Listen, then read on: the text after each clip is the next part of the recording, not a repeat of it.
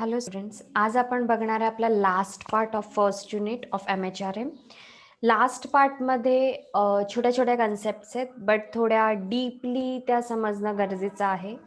कारण त्या छोट्या कन्सेप्टच जोपर्यंत समजणार नाही तोपर्यंत पुढचं मार्केटमध्ये कोणत्या पद्धतीने गुड्स विकले जातात, सर्व्हिसेस डिलिव्हर केले जातात, कोणते वेगवेगळ्या टाईपचे मार्केट असतात ते आपल्याला परफेक्टली समजणार नाही.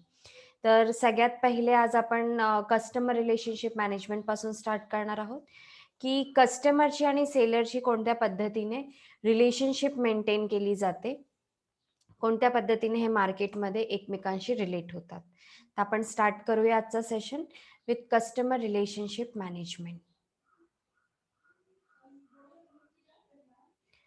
तुमच्या स्क्रीनवर तुम्हाला दिसत असेल एक स्लाइड आहे कस्टमर रिलेशनशिप मॅनेजमेंट, जी आता मी तुम्हाला एक्सप्लेन करणार आहे की काय असतं customer relationship management. Customer relationship मॅनेजमेंटला आपण CRM सुद्धा म्हणू शकतो. मॅनेज करणं information from seller to buyer.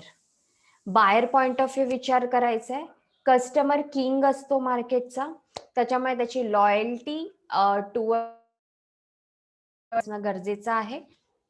तर दोघांची रिलेशनशिप प्रॉपर असली पाहिजे. सेलरने विचार केला पाहिजे की कस्टमर आहे तर तो आहे, त्याच्यामुळे प्रॉपर डिटेल इन्फॉर्मेशन मॅनेज करणं, इंडिव्हिज्युअली कस्टमरला प्रॉपरली ट्रीट करणं की जास्तीत जास्त तो तुमच्यासोबत काय राहील, लॉयल राहील. याला म्हणतात कस्टमर रिलेशनशिप मॅनेजमेंट. तुम्ही बघू शकत असाल पिक्चरमध्ये काय काय असतं रिलेशनशिप मॅनेजमेंटमध्ये. कस्टमर केअर, कस्टमरला सांभाळणं, कस्टमर केअर वगैरे सेंटर्स असं तुम्हाला माहिती आहे. काही क्वेरीज असतील तर सॉल्व्ह करणं, हेल्प करणं, ॲनलाइज करणं, डॉक्युमेंटेशन, त्यांचा डेटा कलेक्ट करून ठेवणं. त्याच्यानंतर ॲक्विजिशन, कस्टमरला ॲक्वायर करणं म्हणजे कस्टमरला तुम्ही स्वतःकडे आकर्षित करून घ्या, अट्रॅक्ट करा. Personal relationship, PR, personal relationship असली पाहिजे. थोडं पर्सनली तुम्हाला कॉन्टॅक्ट झाला पाहिजे कस्टमरशी. प्रॉपर कम्युनिकेशन झालं पाहिजे. कस्टमरशी प्रॉपरली कम्युनिकेट करा. त्यांचा डेटाबेस मेंटेन करून ठेवा. कोण कस्टमर आहे, त्यांचे इन्फॉर्मेशन तुमच्याकडे असली पाहिजे. आणि या सगळ्यांमुळे जी प्रॉपरली क्रिएट होईल ती कस्टमर लॉयल्टी. कस्टमर तुमच्यासोबत लॉयल राहतील, रिपीट परचेस करतील, रेग्युलर परचेस करतील आणि दुसऱ्या त्यांचे फ्रेंड्स आहेत, जे कलिग्स आहेत, त्यांना पण ते काय करतील, रिकमेंड करतील.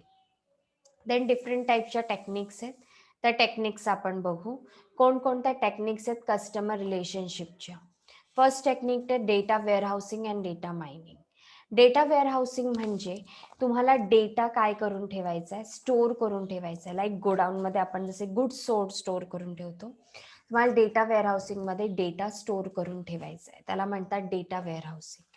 तुम्हाला डेटा प्रॉपरली तुमच्या बुक्स ऑफ अकाउंट्स जसं आपण मेंटेन करतो त्या पद्धतीने तुम्हाला कम्प्युटराइज्ड ऑर बुक्समध्ये कस्टमर कुठला आहे, एज काय, इंटरेस्ट काय आहेत, हॉबीज काय, डिटेल कस्टमर इन्फॉर्मेशन स्टोअर करून ठेवणं, गॅदर करून ठेवणं एका सेंट्रल लोकेशनवर, त्याला म्हणतात डेटा वेअरहाऊसिंग. डेटा मायनिंग मी तुम्हाला शिकवलेला आहे. जो ओव्हरऑल डेटा असतो त्यातून जो युजफुल डेटा आपण काढतो, इंटरेस्टिंग कस्टमरचा जो युजफुल डेटा मी त्याच्यातून काढेल त्याला म्हणेल मी डेटा मायनिंग. लॉयल्टी प्रोग्राम्स, लॉयल्टीचे वेगवेगळे प्रोग्राम्स असतील, वेगवेगळे लॉयल्टी प्रोग्राम असतील, त्यांना गिफ्ट प्रोव्हाइड करा. जर कस्टमर तुमच्यासोबत लॉयल राहिले पाहिजे असं तुम्हाला वाटतं, तर तुम्ही पण तुमच्या कस्टमर सोबत लॉयल राहिले पाहिजे. तुम्ही टाइम टू टाइम त्यांना गिफ्ट्स प्रोव्हाइड करा.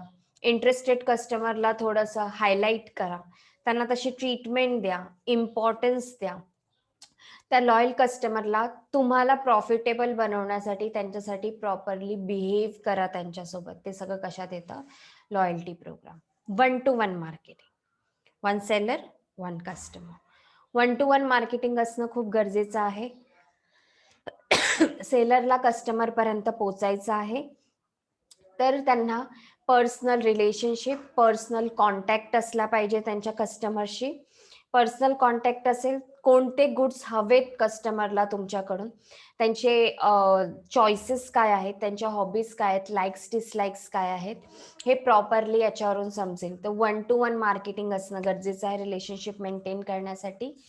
त्याच्यानंतर आहे प्रायोरिटी कस्टमर प्रोग्राम्स.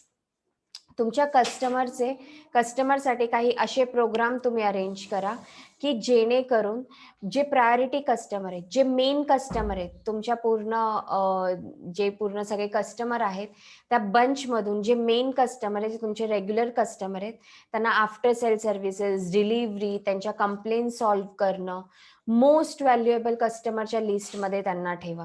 त्यांना अट्रॅक्ट करा स्वतःकडे. त्यांना जेव्हा तुम्ही प्रायोरिटीवर ठेवाल, तेव्हा ते कस्टमर तुमच्यासोबत ऑलवेज काय राहतील, लॉयल राहतील. आफ्टर सेल सर्व्हिसेस तुम्हाला सगळ्यांना माहितीच असेल.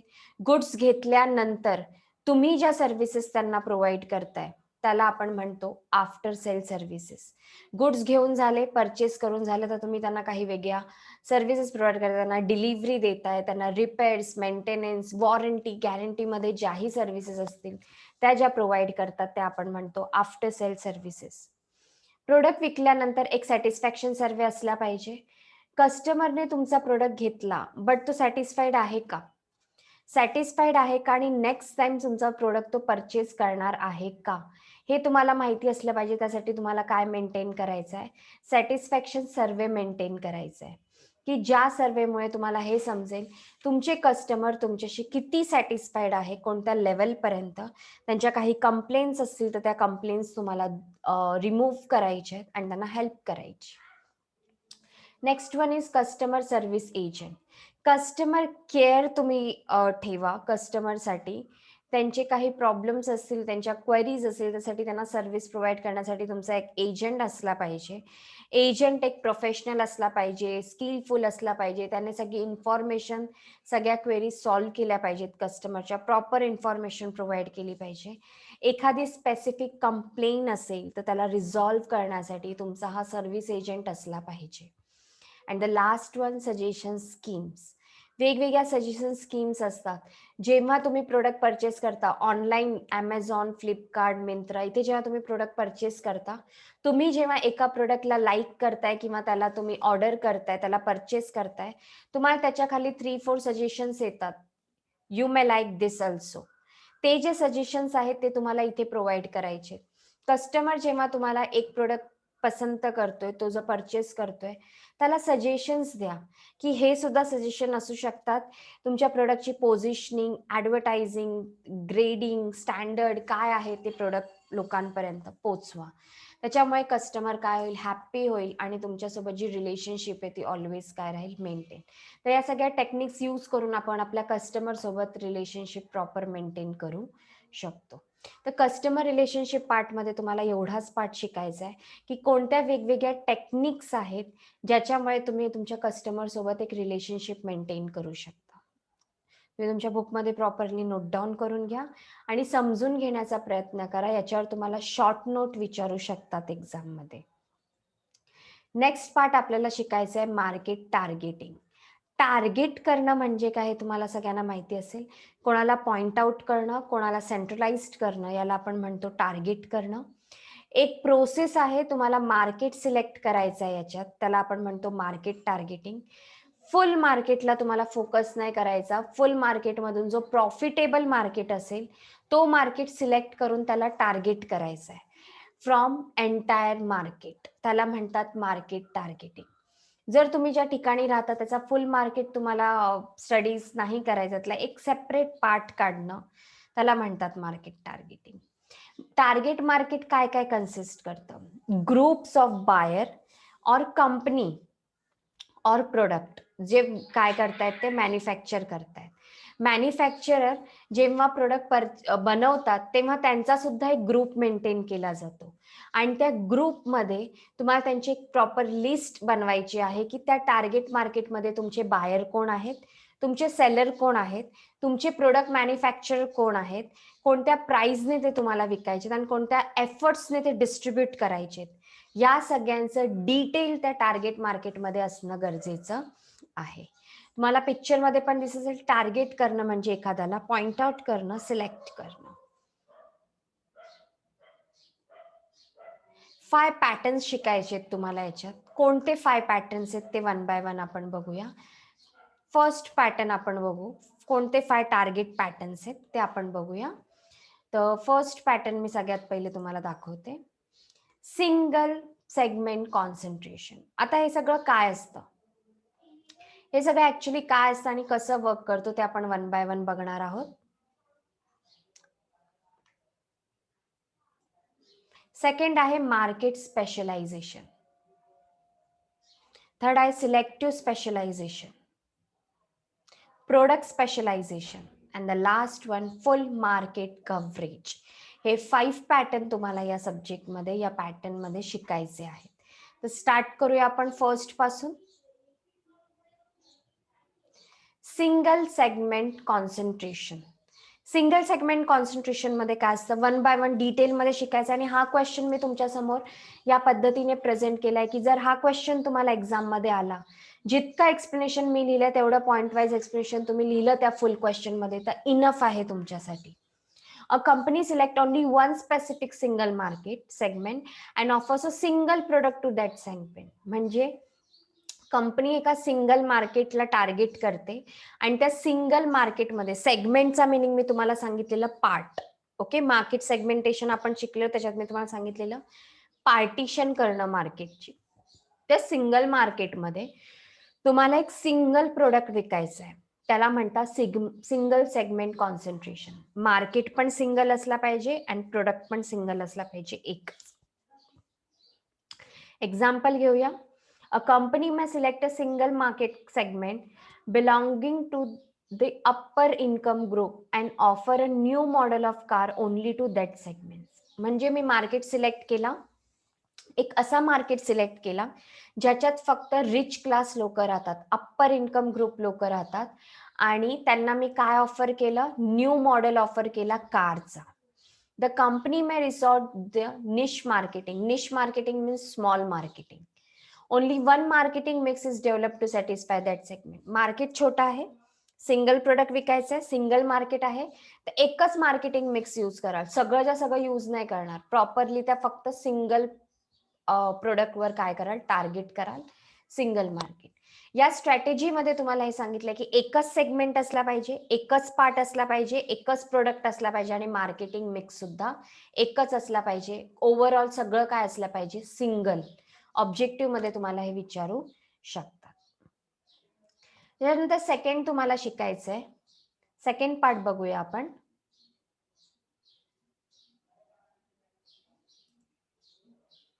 Market specialisation. A company selects single market segment, एक market segment, and offers a several product to satisfy that segment. इथे मार्केट सेगमेंट सिंगल असेल बट प्रोडक्ट डिफरंट असतील. सेव्हरल म्हणजे व्हेरियस प्रोडक्ट्स असतील. सिंगल प्रोडक्ट नसेल, व्हेरायटी ऑफ प्रोडक्ट तुम्ही इथे काय कराल, प्रोव्हाइड कराल. This strategy is also referred as multi product strategy. या मार्केट स्पेशलायझेशन स्ट्रॅटेजीला आपण अजून काय म्हणतो, मल्टी प्रोडक्ट स्ट्रॅटेजी म्हणतो. याचं एक एक्झाम्पल दिलंय, पब्लिकेशनचं एक्झाम्पल आहे. Publication house which caters to only college students by publishing college textbook, general knowledge books, personality development books, books for competitive exams etcetera. म्हणजे काय, मार्केट सेगमेंट एकच, पब्लिकेशन. मार्केट सेगमेंट काय आहे, बुक स्टॉल, पब्लिकेशन, बट तिथे several products आहेत. कोणकोणते several products आहेत, तुम्हाला एज्युकेशनल बुक्स पण मिळतील, पर्सनॅलिटी बुक्स पण मिळतील, कॉम्पिटेटिव्ह एक्झाम बुक्स पण मिळतील, टेक्स्ट बुक्स पण मिळतील, जनरल नॉलेज बुक्स पण मिळतील, सगळ्या टाईपच्या बुक्स मिळतील. हे सेव्हरल प्रोडक्ट. पण मार्केट सेगमेंट काय आहे, एकच, पब्लिकेशन हाऊस. ठीक आहे. या साईड ही स्ट्रॅटेजी काय सांगते तुम्हाला, वन सेगमेंट, सिंगल सेगमेंट आहे, प्रोडक्ट डिफरंट आहेत, सेव्हरल डिफरंट प्रोडक्ट आहेत, with several marketing mix. One product, one marketing mix, but several product, several marketing mix. म्हणजे डिफरंट टाईपने तुम्ही हे प्रोडक्ट सेल करू शकता. नेक्स्ट आहे सिलेक्टिव्ह स्पेशलायझेशन. सिलेक्टिव्ह स्पेशलायझेशन म्हणजे तुम्हाला सेव्हरल सेगमेंट सिलेक्ट करायचे. कंपनी सिलेक्ट सेव्हरल सेगमेंट म्हणजे व्हेरियस सेगमेंट सिलेक्ट करायचे and offer several products to each of the segment. Number of segments, number of market, number of part select कराल आणि त्याच्यात various products तुम्ही काय कराल, distribute कराल, विकाल. या स्ट्रॅटेजीला आपण अजून काय म्हणतो, multi segment strategy. Okay, objective मध्ये विचारू शकतात. मल्टी म्हणजे व्हेरायटी आणि सेगमेंट वेगवेगळे parts. A car company may select several segments belonging to upper income group and middle income group and other different models of car catering to each segment. म्हणजे ते company फक्त rich क्लासला target करत नाहीये, rich क्लासला आणि middle क्लासला दोघांनाही टार्गेट करतेय आणि एक मॉडेल लॉन्च करत नाहीये, डिफरंट मॉडेल लॉन्च करतेय. म्हणजे सेगमेंट सुद्धा दोन आहेत, दोनपेक्षा जास्ती असू शकतात आणि मॉडेल सुद्धा सेव्हरल आहेत, जास्ती आहेत, व्हेरायटीज आहेत. त्याला म्हणतात सिलेक्टिव्ह स्पेशलायझेशन. याच्यात several segment, several product and several marketing mix, याच्यात सगळं व्हेरायटी आहे. सेव्हरल म्हणजे different, variety number of, various. Okay, तर सगळं काही सेव्हरल आहे. Several segment, several product with different marketing mixes. त्याच्यानंतर शिकायचं आहे product specialisation. A company selects several segments, number of segments, offer specific product. Segments खूप असतील पण सगळ्या सेगमेंटमध्ये प्रोडक्ट एकच विकला जाईल, एक स्पेसिफिक प्रोडक्ट विकला जाईल. या स्ट्रॅटेजीला म्हणतात मास मार्केटिंग स्ट्रॅटेजी. एक्झाम्पल घेऊया. In 1980s Maruti Suzuki mainly offered a single model of car, Maruti 800, to several segment in the India and abroad. 1980s मध्ये मारुती सुझुकी या व्हेकल कंपनीने काय केलं, डिफरंट सेगमेंट्स मध्ये एकच मॉडेल लॉन्च केला. तुम्हाला सगळ्यांना माहिती असेल मारुती 800 जुना मॉडेल आहे, आजही तुम्ही पाहत असाल कुठेतरी. सेव्हरल सेगमेंटमध्ये एकच प्रोडक्ट त्याने काय केला, डिस्ट्रीब्यूट केला. म्हणजे नंबर ऑफ मार्केट टार्गेट केले, मग ते इंडियाचे असो की अब्रॉड मध्ये असो, बट सगळ्या मार्केटमध्ये एकच प्रोडक्ट त्याने डिस्ट्रीब्यूट केला. त्याला म्हणतात प्रोडक्ट स्पेशलायझेशन. एका प्रोडक्टचं स्पेशलायझेशन ठेवा आणि एकाच प्रोडक्टला टार्गेट करा. या स्ट्रॅटेजीमध्ये सेगमेंट सेव्हरल आहेत, प्रोडक्ट एकच आहे आणि मी तुम्हाला सांगितलं प्रोडक्ट एक असेल तर मार्केटिंग मिक्स पण काय येईल, सिंगल येईल. Product several, marketing mixes several. इथपर्यंत होपसो तुम्हाला सगळ्या कन्सेप्ट क्लिअर असतील. Last one, full market coverage. फुल मार्केट कव्हरेज म्हणजे कंपनी सिलेक्ट करते पूर्ण मार्केटला, all segments of the market and offer several product. Full market and all products, all variety of products, याला आपण म्हणतो all market strategy. Generally a very large MNC can adopt this type of strategy. सगळ्या companies हे adopt करत नाही कारण loss सुद्धा होऊ शकतो. मी फुल मार्केटला टार्गेट करते आणि जर मला रिस्पॉन्स नाही मिळाला त्या पद्धतीने तर माझा लॉस होऊ शकतो. म्हणून ज्या MNCs असतात, मल्टीनॅशनल कंपनीज असतात, त्याच फक्त याला टार्गेट करतात. त्याच्या व्यतिरिक्त जे छोटे मोठे आहेत ते टार्गेट करत नाहीत. जे छोटे मोठे सप्लायर आहेत ते टार्गेट करत नाही. ओके, जे मोठमोठ्या MNCs आहेत त्याच फक्त काय करतात, टार्गेट करतात. एक्झाम्पल घेऊया. HUL offer several products to all segment of the market depending upon the needs of each market segment. HUL तुम्हाला सगळ्यांना माहिती असेल, कॉस्मेटिक्स विकते, टॉयलेटरीज विकते, पर्सनल ग्रूमिंग प्रोडक्ट विकते, बिव्हरेजेस विकते. ही HUL कंपनी पूर्ण मार्केटमध्ये आहे आणि पूर्ण मार्केटमध्ये नंबर ऑफ व्हरायटी प्रोडक्ट्स यांचे विकले जातात for upper class, middle class और लोअर क्लास. सगळ्यांसाठी ओपन आहे हा मार्केट, ओपन आहे ही कंपनी. नंबर ऑफ टाईपचे प्रोडक्ट वेगवेगळ्या सेगमेंटमध्ये ते काय केले जातात, विकले जातात. याला म्हणतात फुल मार्केट कव्हरेज.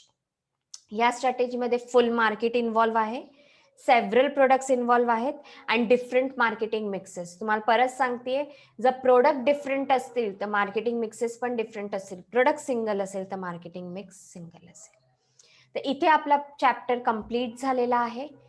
होप सो तुम्हाला या पाचही कन्सेप्ट समजल्या असतील. एकदा पुन्हा रिवाइंड करून, पुन्हा कंपॅरिझन करून पुन्हा व्हिडिओ बघा, म्हणजे या कन्सेप्ट तुमच्या माइंडमध्ये क्लिअर होतील. पूर्ण मार्केट कव्हरेजचे 2 पार्ट होतात, ते पण मी इथे तुम्हाला सांगते. ते 2 पार्ट होतात. Undifferentiated market and differentiated market.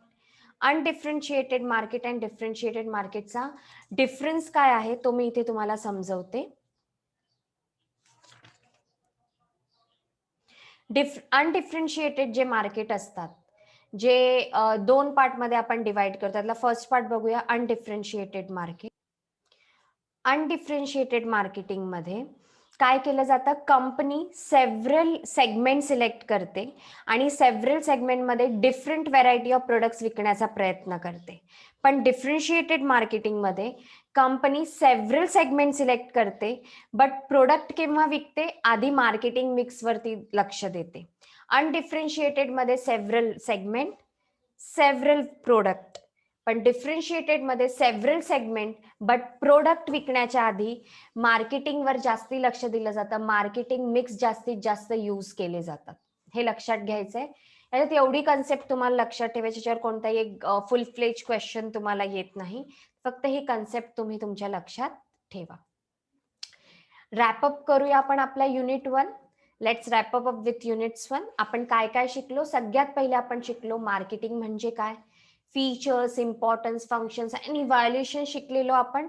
वेगवेगळ्या टाईपचे इव्हॅल्युएशन पाहिलेले. त्याच्यानंतर आपण मूव्ह केलं marketing research and marketing information system कडे. त्याच्या आपण कन्सेप्ट शिकलो, फीचर्स शिकलो, प्रोसेस शिकलो. त्याच्यात आपण डेटा मायनिंग आणि इम्पॉर्टन्स ऑफ डेटा मायनिंग हे सगळे शिकलो. अँड द लास्ट पार्ट जो आज आपण कव्हर केला आणि लास्ट लेक्चरमध्ये कव्हर केला, कन्झ्युमर बिहेवियर. कोणकोणते फॅक्टर्स इन्फ्लुएन्स करतात हे मेन पार्ट होता. त्यानंतर मार्केट सेगमेंटेशन आपण शिकलो. आज आपण शिकलोय कस्टमर रिलेशनशिप मॅनेजमेंट काय असतं आणि मार्केट टार्गेटिंग काय असतं. या पद्धतीने खूपच इम्पॉर्टंट युनिट ऑफ मार्केटिंगचा युनिट 1 आपण रॅपअप केलेला आहे, कम्प्लीट केलेला आहे. सगळे व्हिडिओ एकदा पुन्हा गो थ्रू करा आणि पुन्हा एकदा समजण्याचा प्रयत्न करा. इझी कन्सेप्ट आहेत, फक्त तुमच्या माइंडमध्ये त्या फिट झाल्या पाहिजेत. त्यासाठी रिवाइज करा आणि समजून घेण्याचा प्रयत्न करा. तर इथे आपण आपला कन्सेप्ट क्लिअर झालेले आहेत, सगळ्या कन्सेप्ट क्लिअर केलेल्या आहेत. एक्झामसाठी तुम्ही प्रिपेअर व्हा. युनिट 1 साठी तुमच्याकडे दिवाळी वेकेशन आहे रिवाइज करण्यासाठी आणि समजून घेण्यासाठी. तर त्यासाठी ऑल द बेस्ट. नेक्स्ट लेक्चरमध्ये आपण आपल्या युनिट 2 स्टार्ट करूया आणि युनिट 2 नंतर आपण आपल्या कन्सेप्ट युनिट 2 मध्ये आपल्याला काय शिकायचे त्या कन्सेप्ट आपण क्लिअर करून घेऊया. Till then, bye bye, be safe, take care and happy Diwali to all of you.